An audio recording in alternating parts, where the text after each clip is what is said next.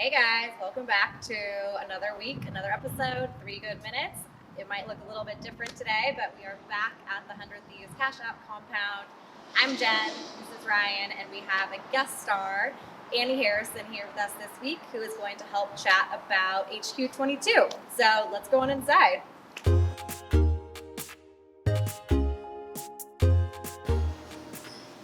What's up, everybody? Hi guys. Hey. So we have come inside into the Rocket Mortgage League of Legends training room, and like we chatted about outside, Annie is going to share some of her thoughts on what HQ22 is really going to look like. So the future is hard to predict, but as a designer, there's a lot of pressure on making wise decisions on how to actually create these spaces, whether it be a restaurant, a workplace, a retail space. There's a lot of changes that we're encountering with COVID-19. So, as we've developed some plans and strategies to make people feel safe and comfortable in environments, we'd love to share some of those things with you guys today. Just understanding that mental health and even the personalities of people have slightly changed just because of the realities that we're all facing today. And the idea of just entering space is so uncertain now. We don't know what's inside that space. We've all had that experience of going into a hotel room and instantly knowing if you want to stay or not. So imagine that now. That's in all avenues of life. So we're here to help design spaces that do feel thoughtful. So what is the biggest change that you've seen pre-COVID to now? I would say location. So you're seeing that these cities that were very dense, especially let's talk about San Francisco, there was a huge flux of people always using that city, right? So now we're seeing that people are breaking out of these massive city centers and identifying where they really do want to live. That pendulum swung so far that was like people were paying excessive amounts of money to live in these cities and they weren't near their families. So we're seeing that people and companies are actually developing strategies to allow people to live a little bit more remote. So the hub and spoke office strategy, you're seeing that in real life. Yes. Yeah. Yes, exactly. I mean, do you really miss the commute?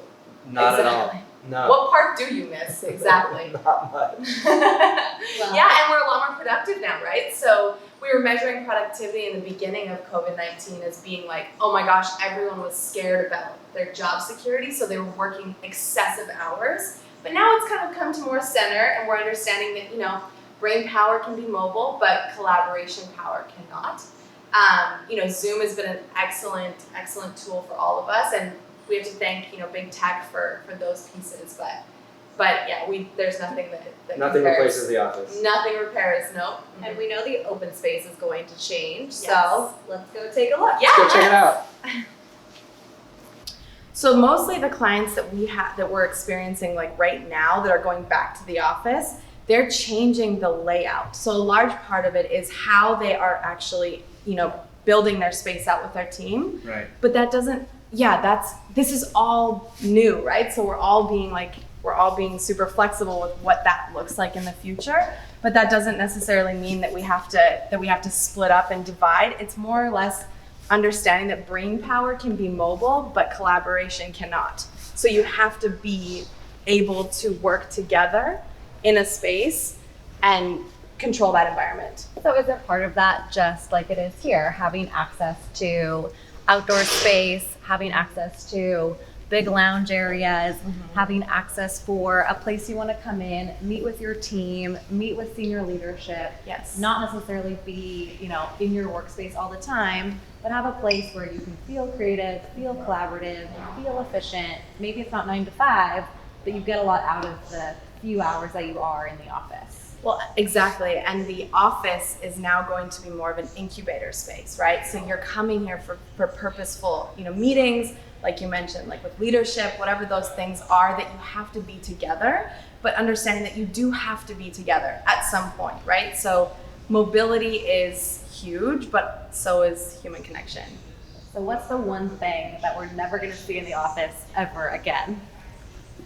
Not A drinking fountain. That's one thing that we've actually been taking out of, or putting in the bottle fillers as opposed to the drinking fountain.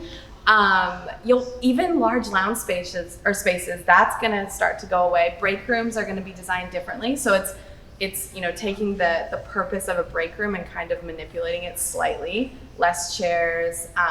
But this is also 2022 that we're talking about. So it's a different time too, right? So things, as fast as this changed, things are also going to change as well. It's not going to be the same as what we used to have, but it's a future office space. What is your favorite new thing that you've seen in the office since this started? Is there something that you thought, you look at and you say, we're so happy that COVID gave us this? Is there anything you've done? Smaller spaces, honestly. I think that when you have something that's cozier and that's more inviting, because you're seeing, like, for example, like large tech, they had stacks on stacks of floor plates that were just like never connected, but everyone was in the office. You never knew your team.